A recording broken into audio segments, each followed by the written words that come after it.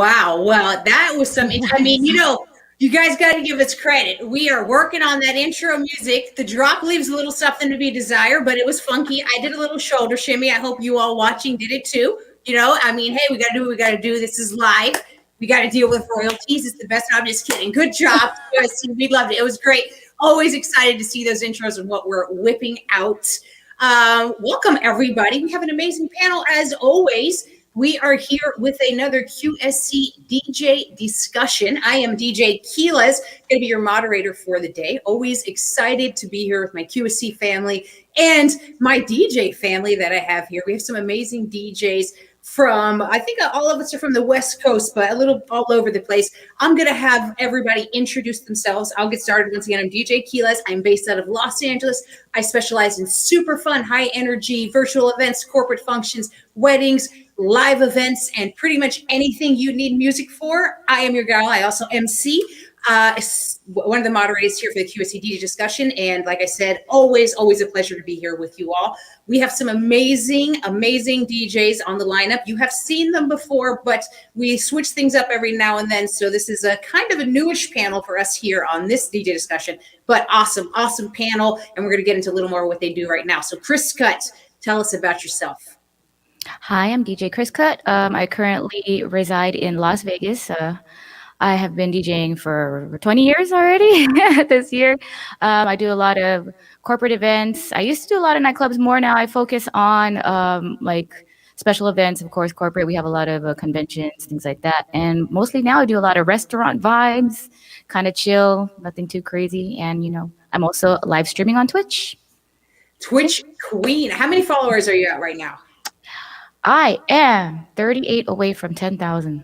Wow. And just for another trivia sake, how many 24-hour live streams have you done so far? One. And that was just 2 days ago. Yeah, one. Wow, so, that is amazing. We're going to talk about that later, but this is Team No Sleep. For those of you who aren't followers, which you should be, KrisCut Fries, Team No Sleep in the building as always. Always pleasure to have you.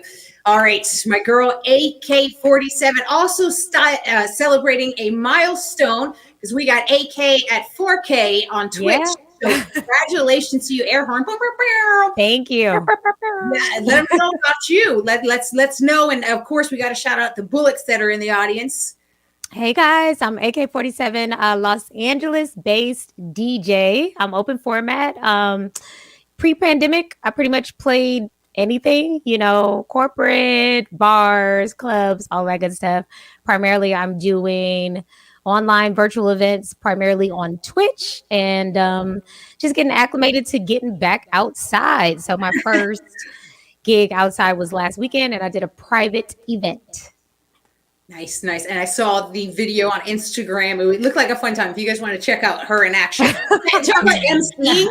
I mean, the queen of MC right there. She was just getting down. She was making nicknames up for people. It was a whole thing. I mean, talk about thinking on the fly. I was loving every minute of it. I'm like, I wanted to be at that party. Oh my gosh. So much fun.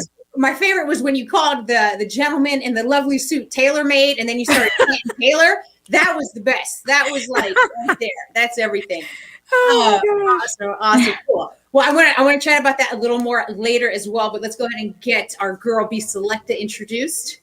What's up, everybody? What's up, chat? Yeah, I'm BSelecta. I'm out of Los Angeles. I was born in Canada. I love corporate events. I am, and also wellness. I specialize in wellness events. I like to say I'm a love ambassador. And I'm a newbie to Twitch because of these beautiful ladies right here. So I'm on Thursdays on Twitch. So I'm going to try this. I'm going to try the Twitch thing, and I definitely do virtual events as well. Awesome. Yeah, this is an amazing crew right here. And funny that we're talking about virtual events. It's a good segue because I really wanted to touch base on virtual events.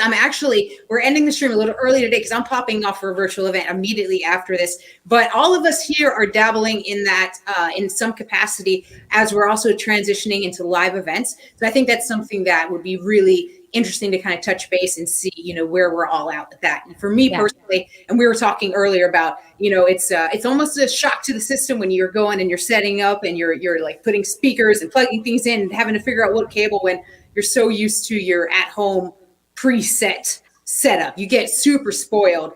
But definitely I miss, a live crowd, but it was definitely an interesting experience, especially given COVID and that environment and being in front of a crowd and seeing that. So it's very interesting. But AK, I know you're freshest off of a live event. So tell us how you felt about that. And I know you mentioned something cool that was about taking requests from guests with an app. So I would like to have you tell the viewers that too, because I think that's a cool feature to have. Yeah, it was interesting. Like I said, I haven't done it in a year and a couple months, right? So the prep began like a week prior to the gig because I gotta assess what I need for the space, which means like going to my storage and like figuring out what I want to take, what I'm gonna bring, and then loading that all up, coming home, like going through troubleshooting, plugging everything up. I have K12, so they're pretty big, you know what I mean? And sometimes in the front pocket, I usually keep an extra speaker cable and the power cord. So just making sure all of these little things, like opening up all the bags, because the stuff was there in storage, but you just want to make sure that you get there and you don't have something. Like I opened my controller and the cable to attach it to the laptop wasn't in there. So that would have been crazytown.com had I not opened and looked in there. So it was a lot of work, you know what I mean? Just crossing all the T's and dotting all the I's, making sure I have all the stuff, researching what the current guidelines are for social distancing, just a lot of stuff, ordering signage to be able to say things to people. I don't want to have to hand out business cards, so I have to put these signs up with all of my information, just kind of thinking ahead of myself for what could happen in the gig, which I think we always do, but just there's an extra added layer with COVID. So I came up with an idea to utilize an app to take requests from the guests, and it worked out awesome. Like I literally put the information on the sign, the name of the app, the customer, they don't have to all you have to do is download it. You don't have to create an account, go through all of this. You can download it and just use it. All you need is the code that I give the guests to go into my request inbox. You put it in and then the requests just come through. So that was kind of awesome. I think going forward, whether we are still trying to social distance or not, I think I will keep that as something that I utilize because it's a lot easier, than to try to, how do you spell it? Which version of the song? Where can I find it? If it's not on this streaming platform or that streaming platform, sometimes it's only on YouTube. So when they can just give you all the information and you can look at your phone, it worked out pretty freaking amazing. I loved it. Yeah. What was the name of the app, if you don't mind me asking? Request Box. Yeah. Awesome. Cool. Sounds good. Yeah, I did a live event and I wasn't as sophisticated as Request Box. That sounds awesome. I got to look into that. I just used a QR code printed on a sign where they put it on all the programs just for a wedding. So they put it on all the programs and so the guests could scan it. And then, that's cool. Yeah. And it sends them a customized text. So I was just like, hey, I will get to your request as soon as I can. Please send me the song, name, and artist. And then I would get just text directly to your phone without them having your phone number? Doesn't give them the phone number. No, it just awesome. The QR code pops up their text message. And then that's cool. It defaults it, and then you go. And it worked out. It worked out great, except for the fact I will say that it was a bit overwhelming once people started to get a lot of requests in it. And when I was DJing, I forgot to check my phone. I'll be honest. When I was and I had people dancing, so I was like, I don't need to check. But then I looked at it, I'm like, oh wow, I didn't realize that they had all these songs. So then I had to kind of whatever. So I think you have to really pay attention to it. So it would have been nice to have something more automated that would have organized it a bit. But it worked. So it's a more simple thing, but it took coordination between me and the client so that people could have access to it. I actually like that idea of a QR code, but I guess the coming directly to your phone would be, because I don't really check my phone during events either, right. But I definitely knew to have that app open and be ready for requests. But the good thing is once they start really drinking, they didn't really have that much request after that. They were just kind of we're just going to dance to whatever you play. So it worked out. It was cool. I was exhausted, but it was cool. Hey, yeah, no, it looked fun. It looked like a good time. And it's going to be a shock to the system as I think we all go to do live events versus virtual and all that stuff. But speaking of that transition, one cool thing that I recently kind of had this revelation about was that, when the pandemic started, I transitioned into virtual events and I, wasn't necessarily sure how the live event industry was going to go. And now as things open back up, I was like, oh, I put so much time, energy, marketing into, the virtual events, what's going to happen with that? But I am finding that I actually am now still booking both. So now I've kind of figured out a double kind of source of income here in terms of being able to do the virtual events and live events. And the virtual events typically happen during the week. So they actually really work out well for a DJ. Like right now, after this, I'm DJing for a group on the East Coast. So it's starting at 1, but it's 4 p.m. over there. So it's like happy hour. So it works out. So I'm done by 2, party's done, and they're ready to go. So it's really cool. But it has definitely been interesting to realize, like, I didn't even realize what I was doing, but I'm like, cool. Now I have this extra thing in my business that I can totally continue to do, because virtual events don't seem like they're going anywhere. People, I think. And you seem to keep booking them. Like, you've been booking them this entire pandemic. Like, every time we talk to you, you have a different virtual event. So are these things like people getting word of mouth from going to your virtual events, or is this one particular client that's booking you out for these virtual events? So a lot of people are finding me organically. They're searching, whether it be through blogs or just SEO and all that other stuff. They're, finding me one shape or form. Some are referral. I just booked my first double booking. It was a corporate client who had me do this virtual convention where I was like in the music lounge for 5 hours as people popped in and out between seminars. They're doing it virtually again this year. They're bringing me back. So that was awesome. Super cool crew to work with. So that was cool to know that you're having a recurring client too. But a lot of them are organically, finding me. So it's people just having a need for that and saying, well, how do I find, a virtual DJ? Really, I jumped in early in the game. So I was able to do some really fun marketing stuff and, kind of get people to say, oh, well, virtual events, that's who you should call for virtual events. And because virtual events are nationwide, I have clients all over the place. So it's totally expanded that. So it's super cool to deal with people. Not so much the Midwest. I have no offense to the Midwest, but Midwest doesn't party quite as East. Yeah, right. Tons of people. Actually, I have done some Texas has partied a little bit, but it's kind of like a U in terms of the partying in this country. But with that being said, I've met some amazing people and done some super cool, stuff. And I've managed to be able to keep so busy that's me personally. I haven't been on Twitch as much as you ladies, but it's been cool to see Twitch and know that exists, and to see how it's just bringing a newfound love to virtual. I mean, not to virtual, but just to DJing. But also, it's letting everybody dabble in it. So when the events do come, exactly what to do. Like BSelecta, you were talking about how you do some virtual events now too, and I'm sure Twitch has probably helped you make that transition, because you can get those kinks out and not necessarily with a paying client. You know what I mean? Have you had that experience? Actually it came reverse for me, because I was like not twitching. I was very nervous to do that. But then the virtual events came, and it's like hard to say no to that. So I started with virtual, which actually gave me more confidence to actually step into the Twitch world, because Twitch there's a lot. And I know these ladies talk about it all the time. And if you look at their growth, like, there's so much to put into. Of course it's about the DJing and the music and stuff like that. But people have really put a lot of work into their program. And it really is their program and their show. So it was nerve-wracking for me to step into that space. But the community that's there, it really is a pulling factor. And so, I would say I started with virtual, which gave me the courage to go on to Twitch. Finding your own legs in Twitch and how you're different, or, it's a lot. I don't know what else to say other than it is a lot. But I'm thankful for the advice that, these ladies have given me, and I'm just going to give it a shot. What I do love is that I feel like DJs are curators again on Twitch. So they're breaking music again. And I really love that aspect of the DJ being the people who break the records. And so I see a lot of DJs that are playing new music and introducing new music to their audiences. And that's a part of Twitch that I really love, is the ability to have some of that musical freedom where you're really pushing it. Like mine, I'm doing tea time. So it's like chill, and it's, and I'm able to find new songs and play that, and I'm not kind of confined. So I really enjoy that piece. So we'll see how it goes. If nothing else, I'm having fun. No, you've been killing it. I mean, I've been seeing you're hopping on like trains and all. I don't even know the term. I'm so bad. I feel like an old person. I was just talking to some kids. This is my life. I'm doing a high school event, which they're rocking, by the way. I'm telling you, I did an 8-year-old party this past weekend.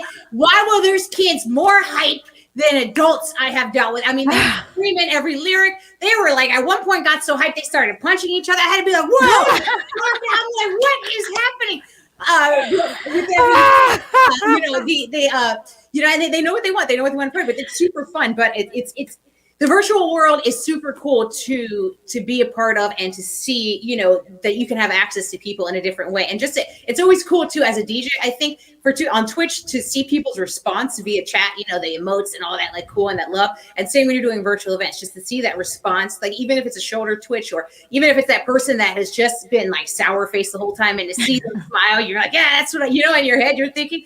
So it's super cool. But it's definitely a very interesting world, and I think super vital too. And when it comes to Twitch, just like you said, it's a lot of work. And KrisCut, like we said, speaking of a lot of work, put 24 hours in recently. So that is like props to you. Yeah, absolutely. So what was that your birthday stream, or what was the reason behind that?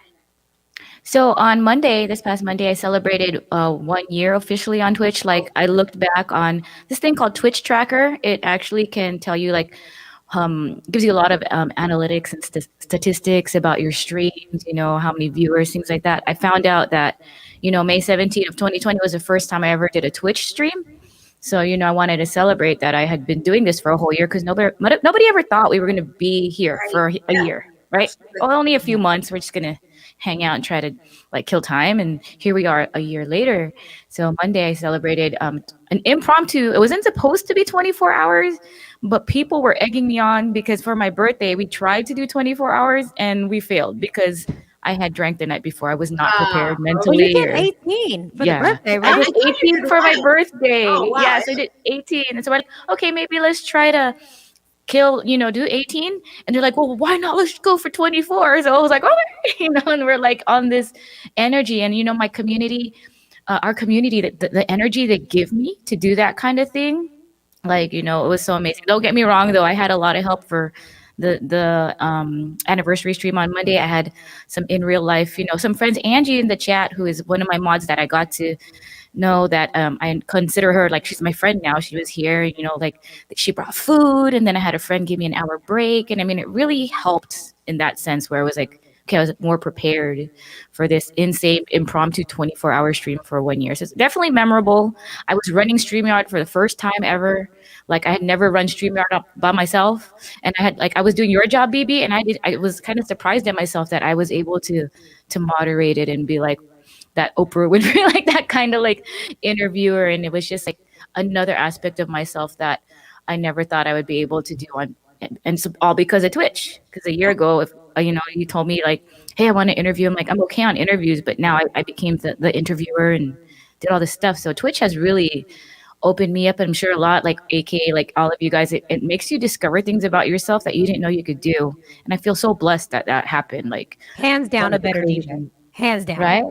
Yeah. I'd say better DJs and MCs. If people don't understand that, as much as I know that DJs are getting. Also, I just want to give love to Bubbles 25. They did not want you to go down at 24. They're insisting. I said it was 25. So I want to shout at 25. Hey, Bubbles. Right. Hey, Bubbles. And we got to see Bubbles for the first time. Bubbles got you back there. I just got thrown off with the whole Bubbles thing. But wait, what were we talking about in terms of? But can I ask a question, KrisCut? What made you, since it was a year ago and you really were one of the first, I don't think it was, did you know about Twitch before? What made you decide to go to Twitch in Instagram May? is hood. That's what. Yeah, because Instagram was kicking us off and it was like, you're finally getting like 10, 15 people to watch you and then like, blam, Instagram would like cut you off. But I knew about Twitch. Actually, I had already signed up in March for the account. Okay. Because I knew it was a gamer thing. I actually used to watch some people play poker on it. So I knew about it, but nobody, not that nobody was, but we weren't bold enough yet to see if hey, we should try to DJ on it until a lot more DJs were like, hey, move over to Twitch, And I credit that to my friend DJ Furious, who was already doing it. I think 2018, 2019, he was already trying to get DJs to go on Twitch. Be like, hey, you need to go on here. It's an easy platform. You don't get cut off. And that's pretty much what it was. It was I need a place where, I don't feel like I'm getting cut off all the time. When you finally get a vibe, right? Then it's and then you get banned You can't stream for 24 hours. Yeah, That's your story. Yeah, I remember too when it all started that you were one of the very first that I saw Twitch, and I was like, "What is Twitch?" Because I saw you doing it, and that's really kind of what piqued my interest. But to go back to backtrack a little bit when I was talking about emceeing and Twitch, MC skills, as much as DJs want to act like that's not important, it really is important, even in just terms of building rapport with your crowd and just tweaking the energy, because sometimes you getting on the microphone and just saying a few things, you get a response out of your crowd and you might not even realize that they were digging it as much as they were, or you know what I mean, or the vibe is night and day when you incorporate the emceeing. And I didn't know that, working in a lot of capacities, like a lot of bars and clubs and that whole scene.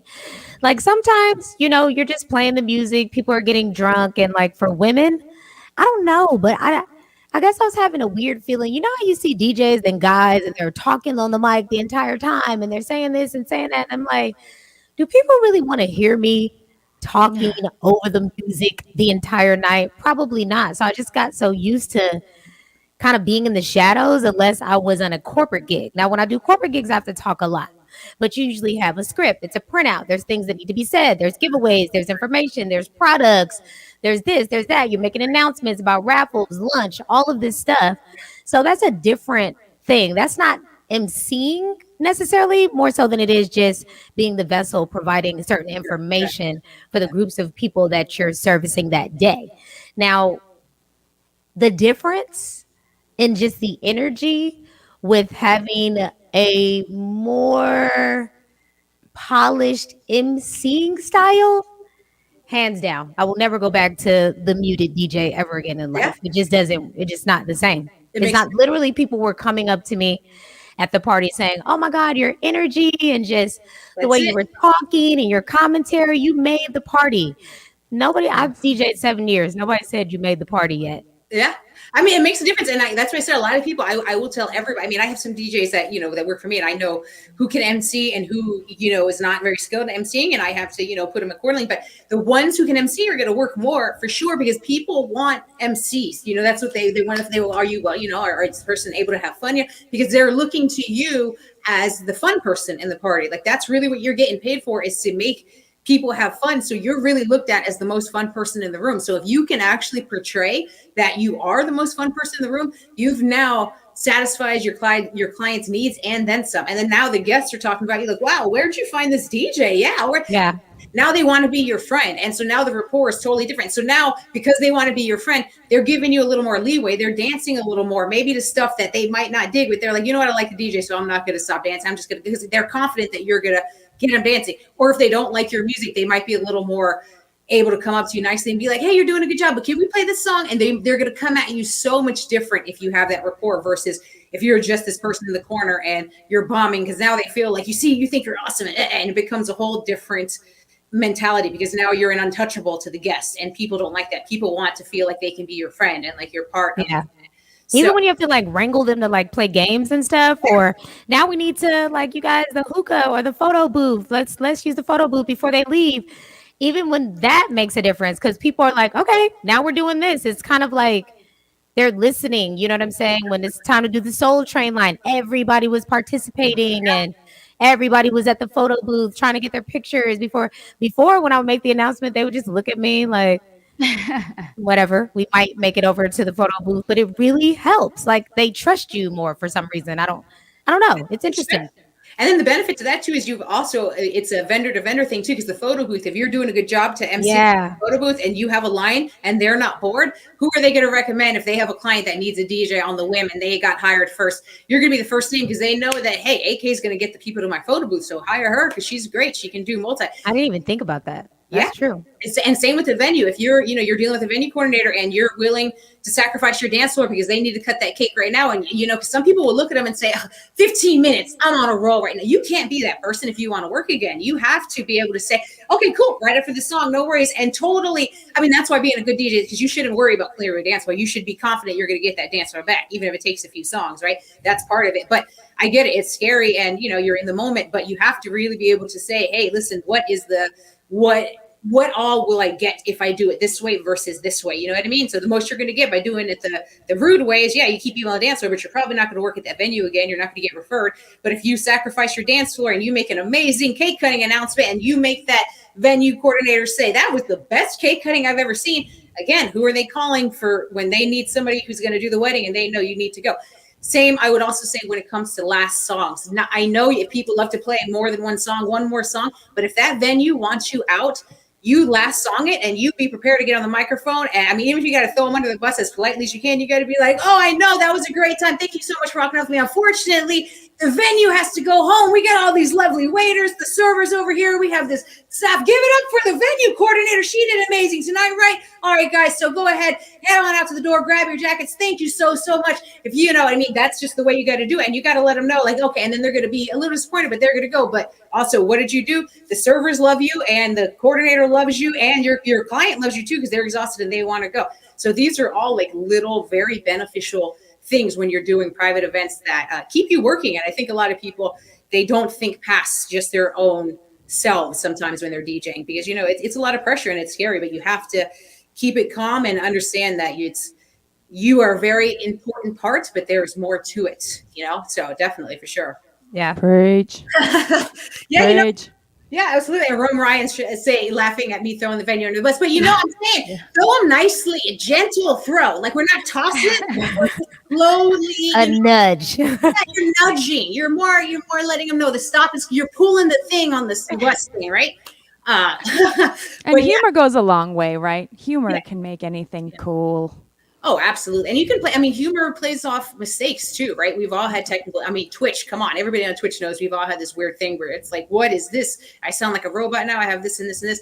You know, you got to play it off and you got to be able to, you know, keep it moving and understand that, you know, it is what it is. And you can only control what you can control. And shout out to my therapist for that little lesson. But no, it's true. In the DJ world, man, it's stressful. It's stressful. But but you know, and also watching you guys too on Twitch really is amazing, because you guys roll with it. You deal with that chat box coming your way. You know, I've seen, you know, people say some stuff where you're just like, oh, what? And you read it and you realize, you know, it might be something funny or something, not just like you were saying, Brandy, about somebody asking you to play something about a goat. You know, you got to be on it and be willing to take that as so interesting. Lucrative is shouting out therapists. So, you know, yes. Yeah, that's another tip. Therapy. If you can afford it, highly recommend, because you got to shake it off. You got to shake Everybody needs a little bit of love, man. It's all gravy. Yes, absolutely. Well, and that's it. And the thing with being a DJ, and we all know we're all guilty, is people will tell you how they feel, whether it's good or bad. They're going to tell you how they feel. And bringing it back to that 8-year-old part, speaking of people tell you, those kids will tell you how they feel. How is that? They're pretty, they're like cutthroat children. Was that a lot of pressure as far as like requests and like songs that you were playing and stuff? Because there's a big gap in our age and 8 and what they think is cool. So how was that? So it's interesting. So what I typically tend to do is stick to, I research like the Billboard charts, make sure I'm keeping current, you know, TikTok, anything like that. Stuff that's super familiar that you know that they're going to play. It's because you never know. Some kids are really into newer stuff, and some kids, Brandy has kids, you probably know, they like a new thing every couple of weeks. So you have to really keep up with those trends. But like these kids, I asked beforehand, and so the girl really liked Miley Cyrus, Party in the USA particularly. So I'm like, okay, so this kid, interesting, likes this kind of pop music, but older. So on the day of the event, that's exactly what they want to listen to. So like Dynamite by Tyler Cruz and stuff like that. Like Dynamite was the like hit of the evening. Was on wow. But it was tough. But yeah, they keep you sweating. It's true. They are. But at the end of the night, I have a cute story too. At the end of the night, one of the kids came up to me and they stopped. They looked me up and down and they said, "Hey, you did a good job tonight. You deserve this." And they handed me a bite-sized Kit Kat and a Hershey's bar. And I say that's the best tip I've ever received. Ever. Don't spend all of this in one place. You hear me? Yeah. You killed it. That's exactly how I felt. The kid looked at me and it was just like you deserve this. You did good. You did good. Like, wow. I was like, what would you have said had I did bad? Like, she would have waited for me outside, I felt. I was kind of like, oh, hey, you got to do what you got to do though. But you know, it's really, I mean, preparation is key for every event. So I think that's the most important thing, is to know your audience and be prepared for the unexpected. So when it comes to kid, current or super popular stuff that has been played on repeat. You know what I mean? So not everybody. I was gonna say AK is right. Like I find the younger, I don't even want to do those half the time, because it's especially if it's like 12, 13, 14. No. Because the music they want to hear, their parents don't want you to play. You're not supposed to play that. Right. And so what in the world do you do? And they're awkward. It's awkward for them anyway. So I was interested to hear what you were going to say about what you played for them, because how do you find clean versions? The middle schoolers is a whole other ball game, like that bar mitzvah age. I don't want it. No. You guys are scaring me. I have one on July 17th. So BB, I might pick your brain as to your playlist. You have a bar mitzvah? Quinceañera. Oh, Quinceañera. 15. So those are good. Yeah. Those are fun. I've done a couple of things, and those are fun. They definitely come ready to dance. Yes. Yeah, I can say that. They're there for a party. They want to dance. So that's a good thing. And I always have a great time with them. Oh, yeah. Those are really fun. Yeah. And I haven't done one of those in a while. I haven't done like so I'm nervous because I'm so used to it was really awesome to hear you segue BSelecta, you said on Twitch, a lot of people like new music, but I find my crowd loves 70s, 80s, 90s. Oh yeah. You know what I mean? For sure. Right. So it just depends. And so I don't have a new music night, which I should try to do, but I don't have enough new music to hold myself down for a new music night, as opposed to my 70s, 80s, 90s for 6 hours. You 70s, 80s, 90s is the jam. I'm for sure. Yeah. That's what I mean. You can drop new remixes, or you can play some down tempo stuff. That's kind of cool. So that's all I mean. No, I love that about Twitch too. I live for 70s and 90s for sure. 80s too. Yeah. And the best advice I can give you too, for anybody, if you ever come across a gig like that, especially for the younger kids, the one thing they want the most is to feel like they're in control and they have something over their parents. So what I typically do is I usually will meet them beforehand, but I'll sit there and I'll look at the kid and I'll say, hey, so honestly, tell me what do you want to hear? Let me know, and give them free reign to list off as many songs as they want. If you can do it online so you have it, but that'll give you an instant idea as to what they want, because not every kid's created equal. Where one kid will like super popular hip hop, some will say, I hate hip hop, I like rock music. Say, can you play Dancing Queen? You don't know how many times kids have requested Dancing Queen or Don't Stop and Journey. Yeah, kids like Don't Stop Believe It. So it's really, but not all of them do. And a lot of musicals they like too. Oh my God, Hamilton! They will Hamilton. They're do you have? I'm wow, where are you guys hearing this stuff? Yeah. And because they're everywhere. There's the internet. They have access, and you don't know which this particular group, because you have. And think about school. You had the drama kids. You had the cool kids. You had the people. I feel like it's based on friend groups though, more so than anything. Yes, it'll be when I've done graduations. Right, there's little pods, and certain pods. The more poppy stuff, some the more underground hip hop stuff, some the 90s stuff is little pods. And then there's these collective songs, these 10 or 20 songs that they're all yeah, but it's little pods. So it's so interesting. They are not easy clients. I can tell you that. No, you have to put your work. You have to, they could definitely give you have to charge accordingly for sure. But if you just got to do the work and kind of go with it and just brace yourself. Because my default is, if the kids get too much and they just want to hear what they want to hear, I will literally just play it back to back like a radio. I'll stop each. If I don't have it, I'll just search it, stream it, play it, just creatively as I can, mix it together. But sometimes kids, and you have to be careful. You have to really know the music. Because one time I did an event and the kids were requesting Peppa Pig, which turns out was a hip hop song. I thought they meant the Peppa Pig song. I actually managed to throw it on.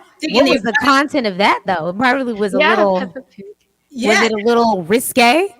No, I didn't play I played the wrong Peppa Pig. I played the theme song to the show instead of the rap song, because that song was so new. I had never heard of it. So I said, okay, kids, they were little kids. I was like, Baby Shark, doo doo. They're what? No, I had to cut it short because I couldn't. It was too much. But then the kids were like, oh, no, that's not what we meant. So it's but you have to play it off. And so I played it off like a joke, but it's interesting. I mean, best advice I could give you is just ask. Let them think they're in control, and then just let them know, hey, I got to DJ it, so I might have to fill it in, but I'll get back to your stuff, I promise. That's the best advice for sure. Too funny. Yeah, sometimes I say to them when they make a request, I'm like, are your parents going to get mad at me for this? Yeah. And I look at him like, be honest. Some of the Yeah, content no, of the songs, you're like, this song is a little adult. And they're like, no, we want it. So I'm always like, Kids are funny though. One kid's like, "Oh, can you play the theme to Fresh Prince of Bel-Air? I know all the words." And I'm like, "What?" And I played it, and the kid was just like, and I'm like, "What? How do you know?" So you'll be surprised. That's why that's why it's you just prep find the clients that work for you. Not every kid's going to be your kid. Be prepared, but if you can find those kids that you can mesh with, you might find some really cool clients. I get kids events are fewer and far between for me personally, but again, you have the clients sometimes that they want to hire you, and you got to do what you got to do. But I always make the best of every situation, so that's the way I look at it. Yes, but you do. Said, I have to wrap, and I'm so sorry to cut this early, but we will be back soon. I don't have the exact date yet, but our people at QSC will let us know, and we will be back. Hopefully this amazing panel will be back here with me. But before we go, let's leave with some closing words, like 30 seconds worth of some final words, whatever you guys want to. If you want to motivate some people for the week, if you just want to shout out your streams or whatever you want to do, now is your shot. So KrisCut, because you're dancing over there, and I see you in the corner of my eye, let's start with you. I just want to shout out every time I have a lot of mods that show up in the channel. Hillary, Sister Bird, Angie, and Bubbles. I have a viewer, Gil, and somebody else was in there. I'm sorry. I think it was. Okay. Anyway, I just want to shout everybody out that always continuously supports me, not only on Twitch, but now like always. I feel like they're like in real life. They're friends. They've become my friends. Thank you guys for always popping in. And I shout out to QSC as well for always having us do these once every other week or so, because I really enjoyed chatting it up with you ladies. So thank you, QSC. It was always a pleasure to chat it up with you guys. And you can find me here at DJ KrisCut on my Instagram and on Twitch, pretty much on all those platforms. That's my username. Perfect. Awesome. All right, AK. all right, guys. Thank you guys again for having me. Want to give a shout out to who we got in the chat: Jeremy, Phil, Lucrative, Solomon, Bubbles, Rome, Hillary. Appreciate you guys, and QSC, of course. My next stream is on Thursday evening, 8 p.m. Pacific Standard Time, 11 p.m. Eastern. All right, awesome. Thank you so much, and BSelecta. Shout out the chat for sure. Thank you guys for chilling with us today. BB, QSC, thank you guys for bringing me back. These beautiful ladies, thank you for sitting on the panel with me.